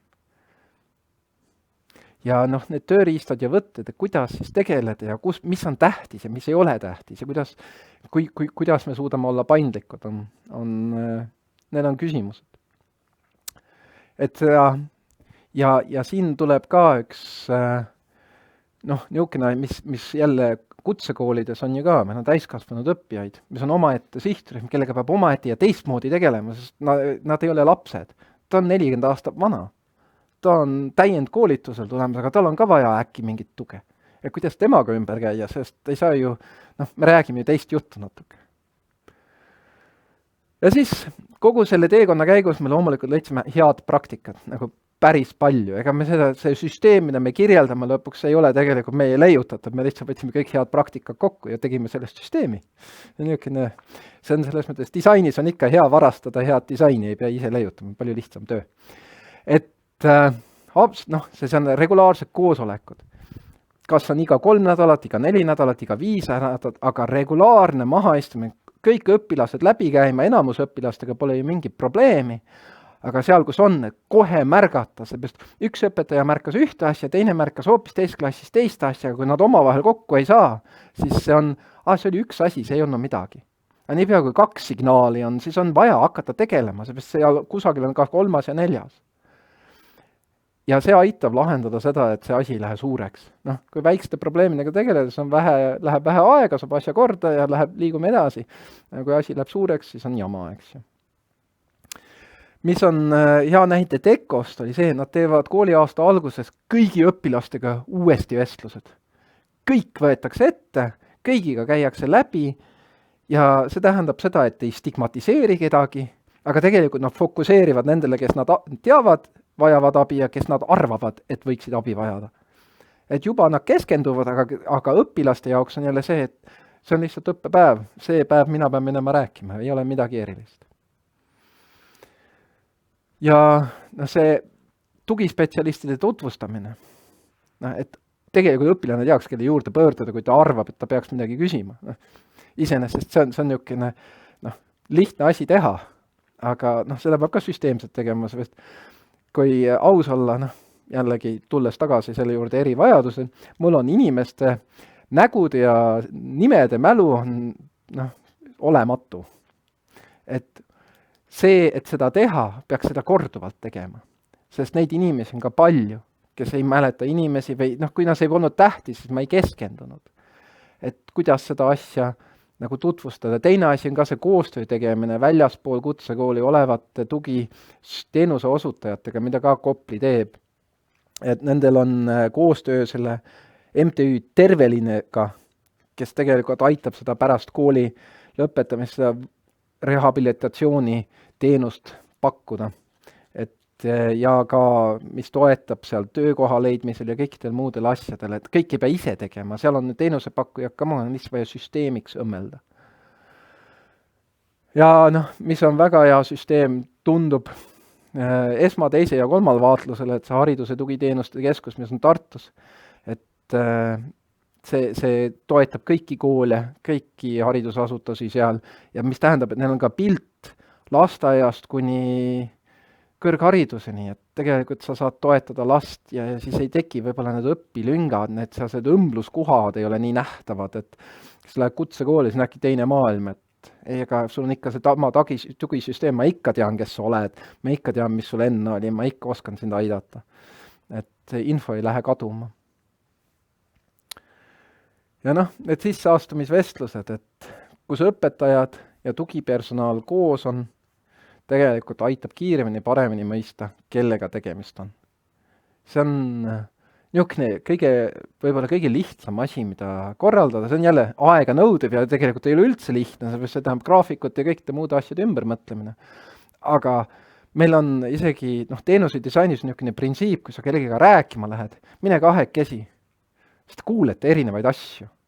Üks küsib, teine kirjutab üles märkmeid ja vastupidi, pärast saab reflekteerida ja ühe vahel räägime, kuule, aga mis sa arvad ja siis hakatakse mõtlema mitte, mis ta ütles, vaid ka hakatakse tõlgendama, mis ta mõtles. Ja seal võivad asjad olla erinevad ja siin võib-olla tõesti aru saada, kes ta siis tegelikult oli. Äkki on teistmoodi inimene. Ja see kutsevaliku õppekava või kohanemiskursus või valiku aasta, see on jube hea asi. Meil on üks jälle teine projekt käimas Harnoga, aga kuidas töökohapõhist õpet korraldada mudelina ja kui ehitusvaldkonda vaadata, siis on täpselt see, et tegelikult see kutsevaliku aasta on see, et õpi ära, mis asi on ehitus katusest kuni keldrini, esimene aasta. Ja siis vali, mis eriala sa seal ehituses tahad valida, sest sa ei tea pooli töid, mis läheb sellesse, et ehitada 20-korruline maja. Sa tead ainult seda, keegi paneb plaate ja keegi paneb betooni ja mis seal veel on, mis ametid seal veel on, mis töid seal veel on. Tegelikult 15-aastane, 16-aastane ei tea. Et see aitaks tõesti selle teadliku otsuse nagu teha. Ja äkki leiab midagi hoopis teist ja saab aru, ma ei taha ehitada, ma tahan kokk olla või ma tahan kontoris töötada või mis need variandid on. Ja kindlasti on see, et üks väga-väga hea praktika on tõesti see, et Astangu kutsub seda tugivõrgustikku kokku, et räägivad, jagavad kogemusi, seda kogemust on ja kõike seda, mida oleks vaja teha või saaks teha, see teadmine on ju suuresti olemas, on vaja süstematiseerida ja üle kanda ja tõlgendada, mida mina saan sellest kätte võtta ja mida ma saan teha. Et kui võtta need peamised järeldused sellest süsteemist, või sellest uuringust kõikest, mida me oleme teinud, siis esimene asi on see, et me paljuski ei tea, kellel on siis hariduslik erivajadus, välja arvatud need, kes on süsteemis. Ja võib-olla vanemad ei julge rääkida, seepärast kui ta tuleb see põhikoolist ära, tal on küll märgis küljes, aga kui ma ei pane linnukese ehisesse juurde, siis see ei tule kaasa, ma ei taha stigmatiseerida oma last.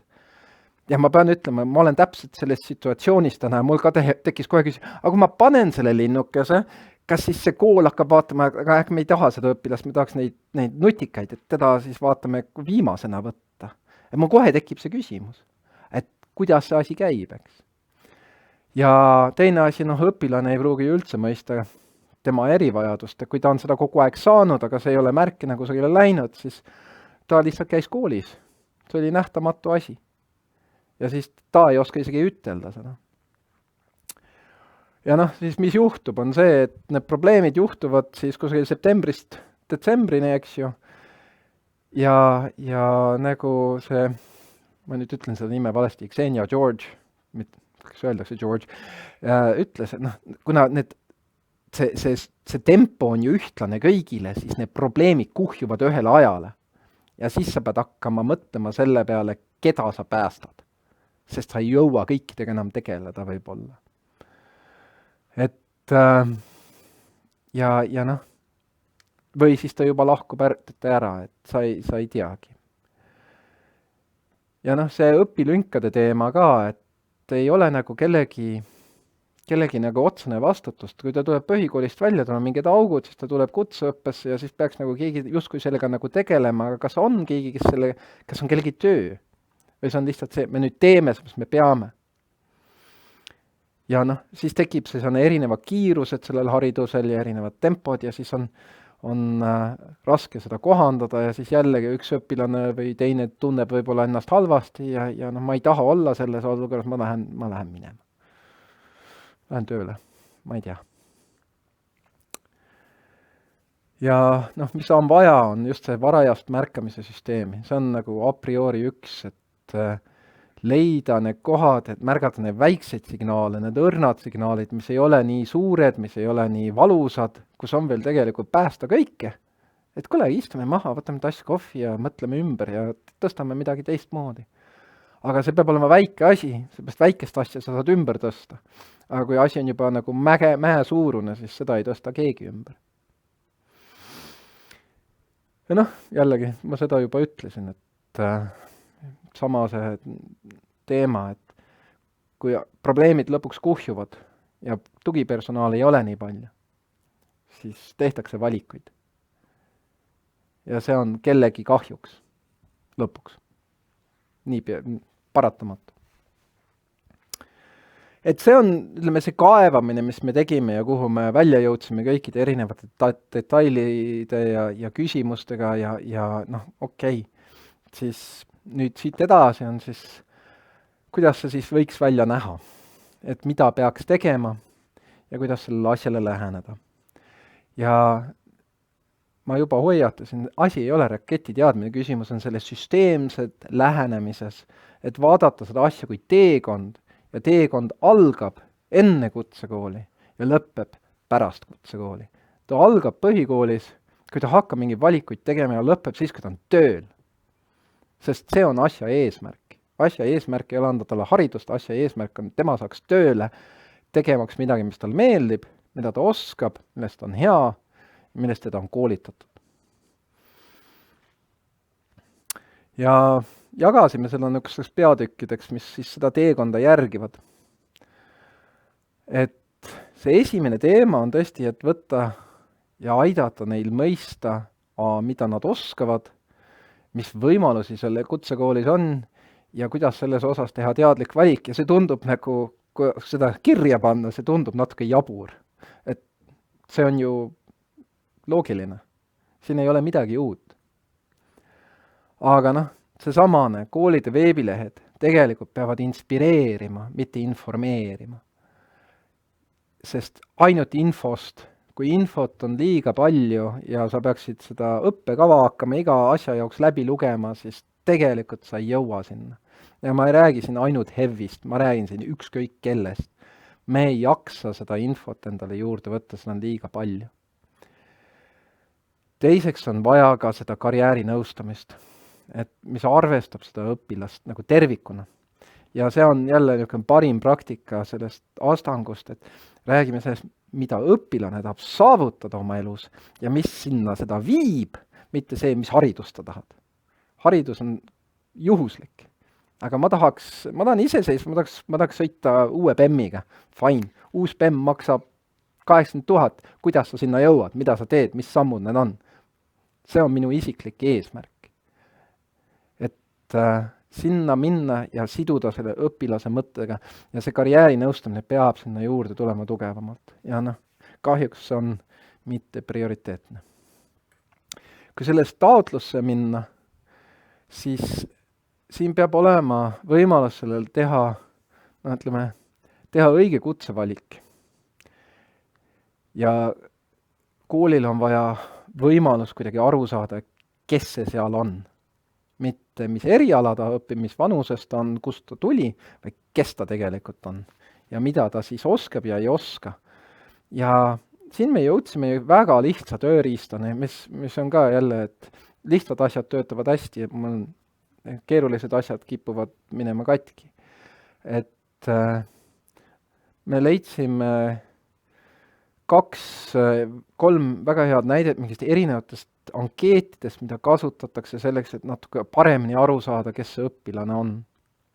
Ja siis me võtsime kätte ja kirjutasime selle ümber ja tegime, 6 või 7 iteratsiooni sellest, sest me testisime noorte peal, et mida nad siis tegelikult aru saavad sellest keelest, mis oli ankeetidele kirja pannud ja selgus loomulikult, et pool terminoloogiat läks nendest mööda, 15-aastane ei saa sama asjast samamoodi aru nagu täiskasvanud, kes selle kirjutas. Et see ankeet võiks olla üks ja ühtne üle kõikide kutsekoolide, et seda peab täitma üks kord ja siis lihtsalt jagad seda sinna, kuhu sa saadad oma taotlused. Ja see aitab nagu mõista, kas seal on olnud midagi taga, lisaks sellele, et ta käis seal koolis, õppis neid asju, tahab seda õppida. Ja millest on tugev, millest on nõrk. Ja siis tõesti võtta sinna juurde see valgusfoori süsteem. Et juba seal vestluses panna külge, ja mitte see ei tähenda sildistamine halvas mõttes, vaid see on tõesti iseendale, kas ta kindlasti vajab abi, juba näha, teame, kas ta võib-olla vajab abi, ja siis ei vaja abi. Ja seda valgusfoori kohe hakata rakendama samade printsiipide aluse, et kogu aeg käib kaasas, see kas me arvame, et ta võib vajada abi, ta kindlasti vajab abi, ta ei vaja abi. Sest kui me teeme seda nende vestluste juures, nende intervjuude põhjal, siis meil on üks enam-vähem teada, siin on mõned kahtlased kohad, kui ta siis hiljem tahab tõesti sisse astuda ja EHIS saadab oma info ära, siis saab kohe võrrelda, kas me saime õigesti või valesti aru ja mis see erinevus on seal, et siis saab nagu ka võib-olla sellele tsitaadile, pooled on hevid nagu parema toetuse või aru saama, et kus see asi käib. Selle ankeedi me tegime tõesti väga lihtsasti, et hetkel ta on selles mõttes niisugune ankeetformaadis, lõpuks ta peaks olema digitaalses formaadis, sest see on lihtsam jälgida, lihtsam analüüsida, kõik niisugused asjad, aga me käisime neid küsimusi erinevate toredate noortega läbi, mõned nendest on ikka väga ekstreemselt hevkaldu ja niisugune asi, et mis on teie majanduslik olukord? Ma ei tea, saad hakkama? Ma ei tea. Kes on sinu, see oli küsimus ka, et kes on lähedal seisvad isikud? Keda te mõtlete selle, kes vastutab või kellega ma elan või kellega ma läbi käin? Niisugused küsimused tekivad inimeste peas, et hoopis teistes kohtades kui see, mis mõeldud on. Et selles mõttes me testisime seda läbi ja ma pean kihle, vaatamata sellele me oleme seda läbi testinud ja see on päris okei. Nii pea, kui seda panna laivi ja teha seda kellegi päriselt, siis tulevad veel huvitavad tähelepanekud välja, et keegi ei saa mitte midagi aru sellest 4. leheküljest, peab kõik uuesti tegema. Aga see ongi protsess ja see valmisolek muutuda, täiendada, õppida sellest ja siis jälle korrigeerida ongi nagu osa sellest disainiprotsessist. See on see alguse udune süsteem. Siis üks asi on ka, et on vaja aidata neil sinna sisse elada. Ja ma võib-olla annaks siia juurde selle mõtte, et mõnedele see kutsekooli minek on tegelikult rohkem sarnane ülikooli haridus niisuguse olekuga, kui ta on gümnaasiumiga. Sul tekib rohkem vabadust, sul on rohkem enda vastutust, sa pead sinna minema, teist seda tegema ja kellel ei ole, kes on ikka harjunud nööri otsas käima, see ilma nöörita jooksmine võib olla niisugune 2 nädalat hiljem tuleb tagasi ja vaatab, uppa. Et seda on vaja tegelikult, see sisseelamist on vaja tegelikult kõikidega läbi käia ja jälgida, et keegi ei hakka seda vabadust natuke liiga hindama. Sest vanemad juba vaatavad, ta läks kutsesse, on nagu täiskasvanud inimene ja oleme ausad, 15-aastane ütleme, naisterahvas ei saa üldse aru, kui vanad on ja 15-aastane poiss võib olla laps, aga võib olla ka väga suur mees juba. Et nad ei ole, nendel on abi vaja seal. Ja need süvendatud vestlused, et kindlasti oleks mõistlik teha nii nagu Tekos, kõikidega uuesti vestlus selle esimese kuu jooksul, et aru saada, mis seal tegelikkuses toimib, mis nende peas toimub ja vaadata, kas äkki nad on valel erialal või nad see individuaalset õppeplaani mõelda, et jälle võtta see valgusfoor ette, kas me panime täppi või kas meie punane, kollane, roheline, kas me olime õiged esimese vestluse käigus, me saime ehise infot, et kas seal on midagi muutunud. Et seda pidevalt läbi käia. Siis see esimese õppeperioodi jooksumine on meil põhimõtteliselt see septembrikuu, et see teadlik järgimine ja see eeldab õpetajate koolitamist, et tähele panna, mis seal toimub, kas kellelgi on mingid jamasid tekkimas ja need regulaarsed koosolekud, et see kohe hakkab pihta. Et oleks ülevaade, kellel läheb hästi, kellel läheb halvasti, kellel on mingi jama, õpetajad omavahel saavad kogemusi jagada, nad saavad paremini aru, kellega võiks tegeleda, kellel on, ma ei tea, kõik fantastiline ja kellel on kõik absoluutselt juba metsas ja tegelikult vales kohas ja valel ajal. Ja aidata neid selle individuaalse plaanini jõudma, kui see on vajalik. Siin on see ikka, et seda varem saame selle kätte, seda väiksem see individuaalse plaani muudatus on. Aga niipea, kui see on detsember, siis individuaalne plaan läheb täiesti eraldi õppekava ühe lapse jaoks, mis on ju ebanormaalne ja võimatu enamus juhul. Ja siis nii nagu õppe käib 1, 2, 3 aastat, eks ju, et see jälgimine ja regulaarne järeltegevus, et toetada ja lahendada neid väikseid probleeme, mis võivad tekkida. Ja reaalsuses on ju see, et kui me saame need kätte esimese kuu, 2, 3 jooksul, siis 2., 3., 4. aastal peaks neid olema vähem. Puht loogiliselt. Aga kui me laseme tal kuhjuda, siis see probleem on suur, siis selle lahendamine võtab juba palju auru, mille tulemusena tekib teine probleem ja see asi läheb ju lihtsalt hullemaks. Et see regulaarsete koosolekute jälgimine või jätkamine, see 3-5 nädalat tundub olevat see mõistlik tsükkel ja koolitused õpetajatele, et osata seda hästi teha, et see asi on lihtne ja et see lihtne väike sekkumine on igal juhul energiasäästlikum kui kõik muud alternatiivid. Ja see on, ja me peame ka arvestama, me oleme inimesed. Kui see on niisugune väike asi, äkki läheb üle. See on inimlik ja me peame arvestama sellega ja sellest ka kuidagi üle saama. Siis tuleb see praktikaaeg, mis iganes aastal see siis on, aga ta läheb praktikale, ta õpib töösituatsioonides ja siin on see, et praktikajuhendaja vajab koolitust, kui me räägime väga, ütleme, meie defineerisime seda väga ebaametlikult, see on nähtav HEV ja mitte nähtav HEV. Aga sul on praktikajuhendaja, kellel on tõesti niisugune, tal on erivajaduse, mis on defineeritud ja selge, ta peab ka selleks oma tuge, sest muidu ta ei oska praktika kohal teda toetada normaalselt.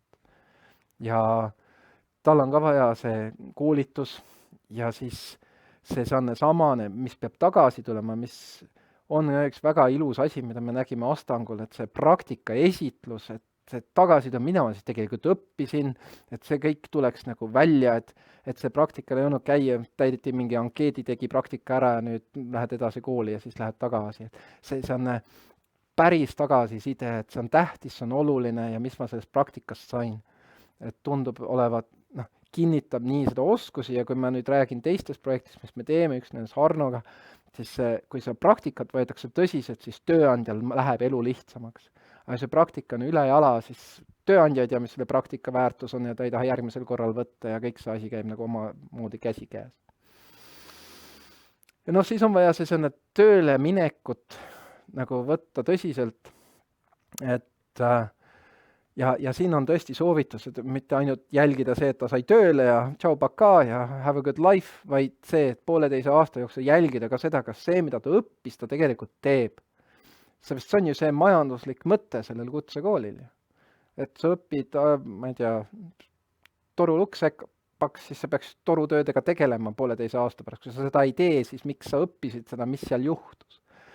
Ja siin on oluline on selles mõttes jällegi see üleminekuplaani koostamine, et selle lapse või õpilase või antud juhul siis juba täiskasvanu eesmärgi, tema eesmärgi siduda sellega, mida ta oma töökohal tahab teha, mida ta õppis, et tal on see teekond oma peas nagu selge ja võib-olla tal on vaja täiendkoolitusi, võib-olla ta tahab tõesti, see oli esimene samm ühe suurema plaani teostamisel. Aga et seal tekiks mingi seos sellega, mida ta käis koolis õppimas ja seda, mida ta hakkab edaspidi tegema. Et see ei oleks täitsa seosetu. Ja see peale 6 kuud ja peale 18 kuud tõesti võtta ühendust ja saada aru nii, mida õpilane teeb, kui on kontakti selle töökohaga, see oleks eriti lahe, saaks töökoha tagasisidet, õpilase tagasisidet ja töötada nende vilistlaste ja tööandjatega, et kas see, mis me teeme, on kasulik ja kas seal on, võib-olla oleks vaja õppes midagi muuta, sest need töökohad muutuvad, tehnika muutub, kõik asjad muutuvad ja et siin sõltuvad sellest valdkonnast võib olla väga palju erinevaid teemasid. Aga see follow-up oleks kindlasti, aitaks seda nagu haridust poolt lihtsalt vaadata, et mis selle reaalne kasutegur on. Et see on nagu need suuremad sammud ja nagu ma ütlesin, et siin ei ole iseenesest revolutsiooni, aga see on see süsteemsus, mis tegelikult tagab selle efektiivsust. Et iga tükki siit välja võtta, see on lihtsalt üks asi. Ja siis see ei pruugi jälle mingit efekti anda, aga selle terviku ettevõtmine annab siduda seda, et iga samm tegelikult teeb järgmise sammu paremaks. Ja siis me jõudsime niisugusesse kohta erinevate vestluste käigus, mis on täiesti üks samm edasi. Et kutseõppes on tegelikult väga palju digitaalseid samme. Õpilased tulevad sisse, piiksutavad ennast sisse, õppe on läbi digitaalsete keskkondade, nad kasutavad Google Drive, nad tähelepanekud õpetajatel pannakse kirja. Kõik need asjad on tegelikult võimalik ju süsteemseks digitaliseerida ja kasutada kui digitaalne varajase märkamise süsteem, mis on tundlikum kui individuaalsed õpetajad. Ja see õpianalüütika süsteemi platvormi loomine tegelikult oleks toeks ja paneks selle valgusfoori suhteliselt kiiresti paika õpilasest endast ja ka siis õpilastest kui grupp, et kes on seal, mis on see 60% ja mis on väljaspool seda 60%, et aru saada, kus hakkavad mingid asjad loksuma. Ja ta teeks seda kiiremini, sest ta saab nõrgad signaalid kiiremini kätte ja ta saaks kasutada palju rohkem datat. Asju, mida õpetajana ja koolina meil on raske kogu aeg jälgida, et siin on üks asi on see saabumise ja lahkumise statistika, kohaloleku, aga ka käitumise info, raamatukogu, üldine info, mis käib ümber ringi, mis on ilm ja sündmused ja muud asjad, mis kõik võivad mõjutada ühe või teise päeva olemist, suuremad teemad, mis on ühiskondlikud, tugisüsteemide info, wifi logid, millal ta koolitöö teeb, millal ta ühest kohast teise läheb, millal ta salvestab, millal ta üles laeb, kuidas erinevad need wifi süsteemid omavahel käib, kus ta liigub läbi, et tegelikult sa saad suhteliselt hea pildi, kas ta tegelikult jälgib seda, mida ta peaks tegema või ta teeb midagi muud teisel ajal. Ja siis on suhteliselt kiiresti, miks ta alati väsinud on, kui ta kell 3 hommikul oma koolitööd alati teeb, siis sa tead, et on väsinud, see asi ei kesta kaua. Siis on küsimus, miks ta kell 3 hommikul teeb, sest käib õhtuti tööl. Nii. vähemalt on teada, mis, ja siis on see, kas seda saab teistmoodi korraldada. No neid asju peab jälgima, sest sealt tekivad need probleemid, mis võivad olla elulised, hoopis teiste asjadega seotud. Et seda andmeanalüütikut saaks luua. Ja siis on see enda individuaalne normkäitumine, mis ei pruugi olla see normaalne kõigi jaoks, aga tema jaoks normaalne. Ja siis normi välisest, et tema jaoks mitte norm, ja siis võrreldes ka kohordiga, et tegelikult sa saad need nõrgad signaalid kiiremini kätte. Et seda süsteemi, niisuguseid süsteeme maailmas arendatakse, ma saan isegi Praxis teeb midagi Eestis selles suunas. Aga tegelikult ma arvan, et see oleks jube suureks abiks toetamaks seda varajast märkamist, sest siin on piisavalt need digitaalseid puutepunkte. Ja seda annaks kindlasti ka rakendada laiemalt kui kutseharidus, aga kui me läheme põhikoolidesse, siis digitaalsete puutepunktide arv väheneb, kui me räägime algkoolist, siis need suht kaovad ja lasteaias pole neid võib-olla üldse, eks ju. Aga ikkagi, ja ma arvan, et neid digitaalseid puutepunkte tuleb maailmas juurde, ja autonoomseid süsteeme tuleb juurde, et ühel hetkel on ka lasteaias võimalik juba jälgida seda asja. Et see on suhteliselt mõistlik lähenemine ja see oleks üle koolide. Et esimene samm on loomulikult päriselt süsteemi ellu viia, teine asi on süsteemi digitaliseerimine, mitte vastupidi, sest muidu me tegeleme valest otsast, et saab hakata koera liputama. Ja see fakt on ju see, et see toe vajadus on suur. Et see statistika iseenesest ei ole ju absoluutne, sest mõned teevad midagi muud ja mõned lahkusid kutsehariduses, mõned läksid ülikooli hoopis. Aga ikkagi, siin on room for improvement ja tegelikult see kutseharidus on kindlasti koht, kus seda saaks teha. Ja jällegi ma ütlesin juba seda, et laiendades seda sama süsteemi, siis tekiksid paradigma muutus ja võib-olla tekiks need see kohad, kus need õppelüngad annaks tuvastada. Sest need õppelüngad on kusagil, aga me ei tea kus. Et selle osa üle ära katmine ja vaadata, okei, aga tal on tõesti see eesti keel juba nõrk, 7. Miks me ootame 9. ja siis lükkame uksest välja ja siis kutsekas enam ei saa hakkama. Et kui võtta seda kõike kokku 5 punktina, siis tegelikult see süsteem hakkab tööle, kui me võtame vaevaks ja vaatame teda kui tervikut, õpilast, et see sisseastumine, kogu see tegevus seal ei vaata ainult seda eriala ja tunnistusi, või vaatab inimest kui tervikut, et kas tal oli, kas tal on, mida ta tahaks, see ühtne vastuvõtuankeet aitab seda süstematiseerida, lihtsustada, ja sealt kohe ka selle valgusfoori süsteemi käsile võtmine, et kui sul on tunnetus, et ta ei ole, kõik ei ole okei, siis ta on kollane. Kui sa tead, et tal on kindlasti abi vaja, siis ta on punane, sa saad sellega kohe hakata tegelema 1. septembrist. Ei pea ootama. Kui see ehise info tuleb sinna kõrvale, siis sa saad sellele tugineda. Aga paljudel ei ole seal ühtegi märgetki. Aga ikka ta on, selgelt vajab nagu abi.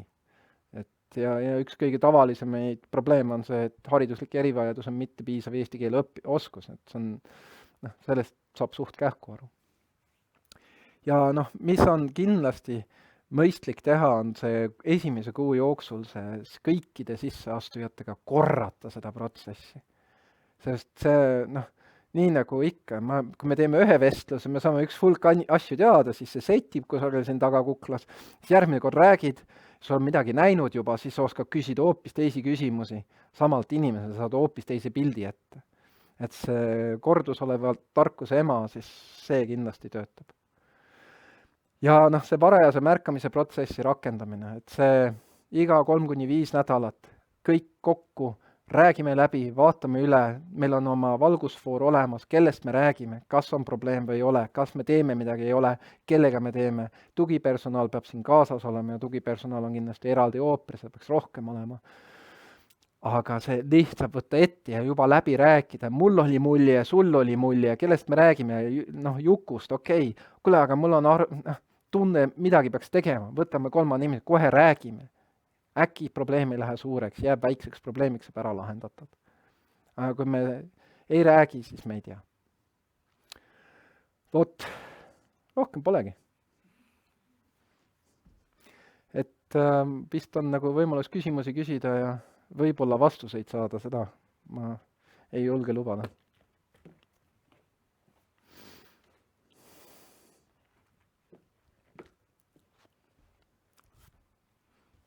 Ja aitäh, Margus. Väga humoorikas oli ausalt öeldes. Ei saa küll öelda, et siin midagi nüüd väga problemaatilist või tõsist oli. Jube lihtne tundub ka kõik on ju.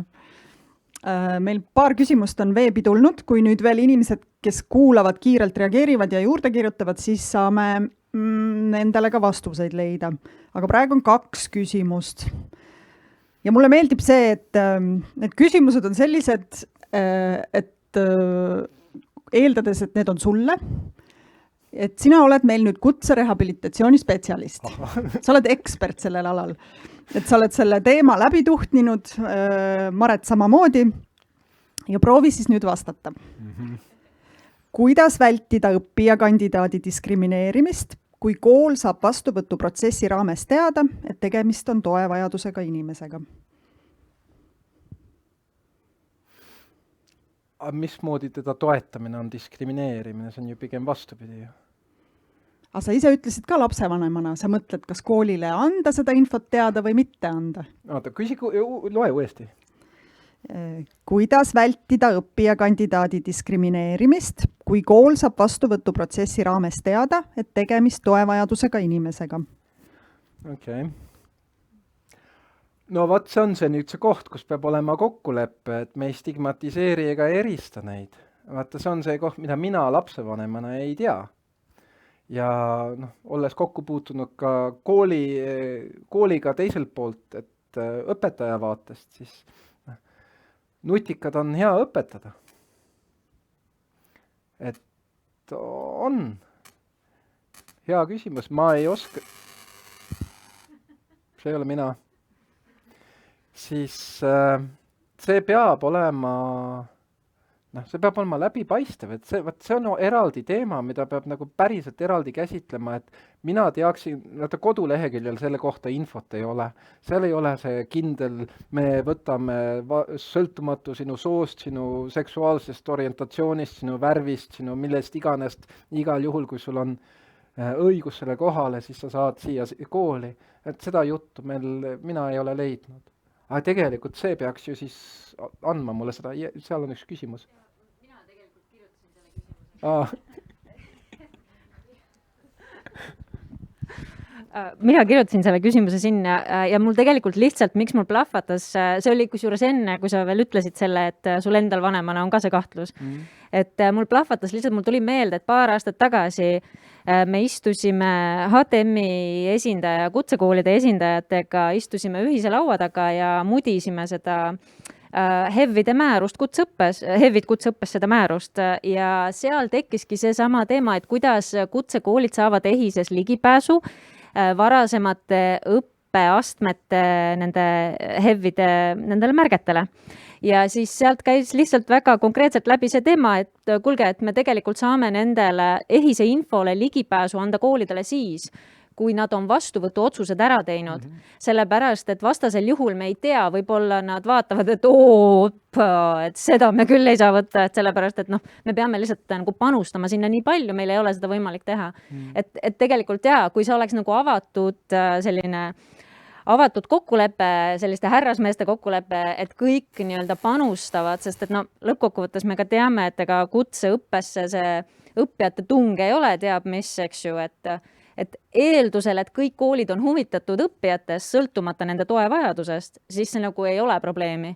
Aga see selline varjatud probleem võib seal ikka olla.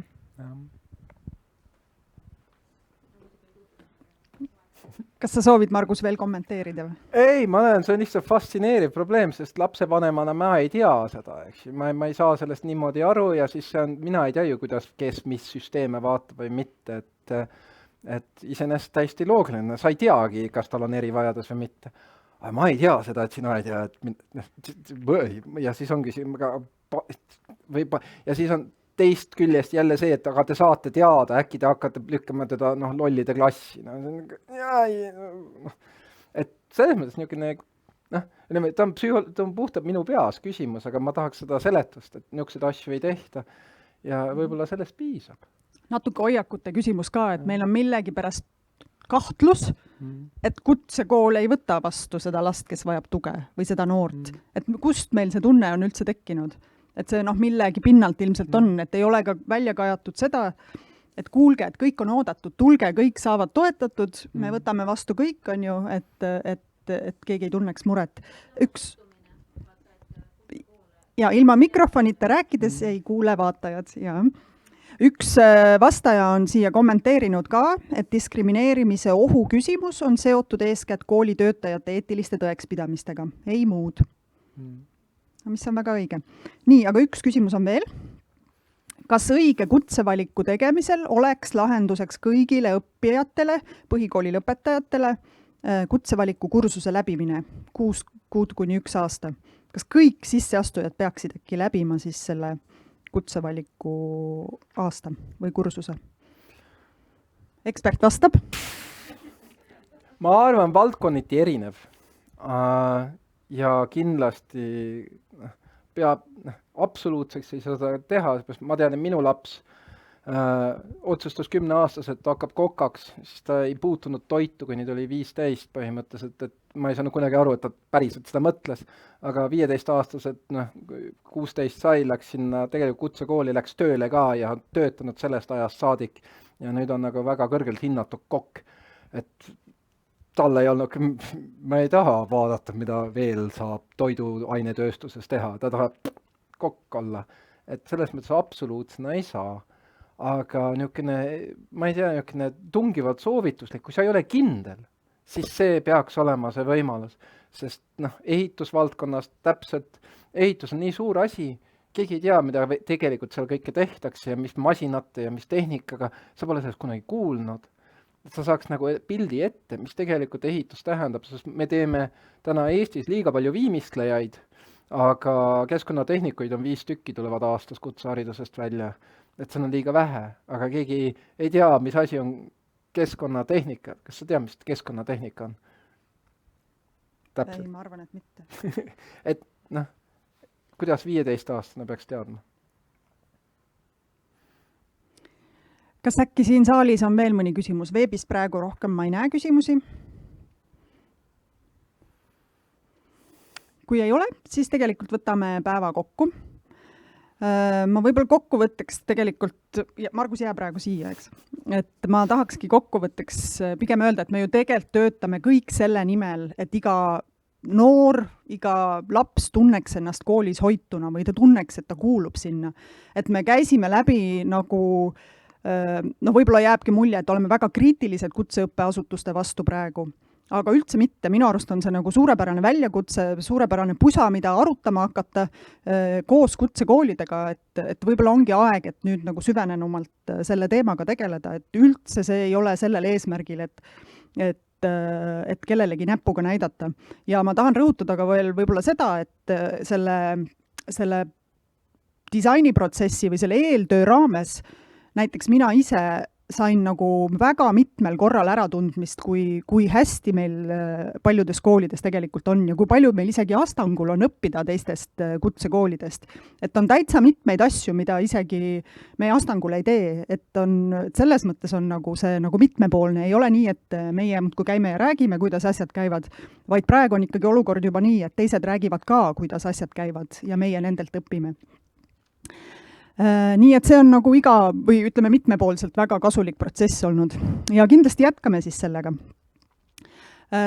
Aga siinkohal ma nüüd tahaks tänada, et see eelnev 3 aastat, millal me oleme siis selle projektiga tööd teinud, on olnud väga mitmed inimesed meil kaasatud, et ma esmalt tahaks tänada teenusedisaini meeskonda Brand Manuali, Margus, Maret ja Kaili, et ma kohe ootan tegelikult teid kõiki siia ette ka. Aga ma tahan siin tänada tegelikult ka kõiki kutsekoolide inimesi, kes meil on olnud kaasatud, kes oma aega panustasid. Ma tahan tänada Astangu inimesi ja kui ma ütlen inimesi, siis ma mõtlen nii töötajaid kui õppijaid, sest et me tegelikult ikkagi kohtusime paljude õpilastega ka, kes meile väga olulist infot jagasid. Kuigi need tänusõnad vist praegu väga nendeni ei jõua, kui nad just ekraani taga ei ole. Siis ma tahaks tänada veel Haridusministeeriumit muidugi, et ega me teeme ju kõike koos, et päris üksi me neid protsesse siin ei vea. Siis muidugi Elisa Stage'i meeskonda, kes täna meid laivis hoiavad.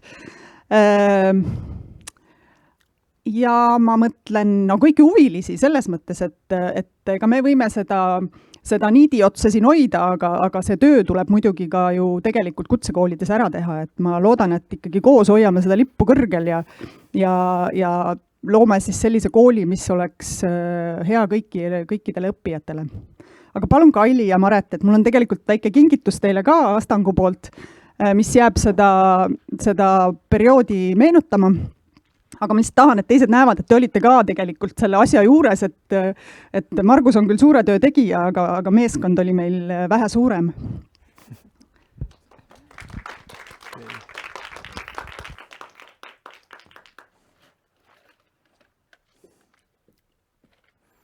Ja Astangu kaitstud töötoast on meil siis väiksed kingitused ka. Need on, ma ütleks, tassi kujuga, aga olge nende kasutamisel loovad.